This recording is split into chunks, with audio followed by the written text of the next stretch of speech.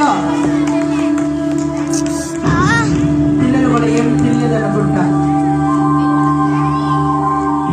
గట్టిగా వచ్చి బాబా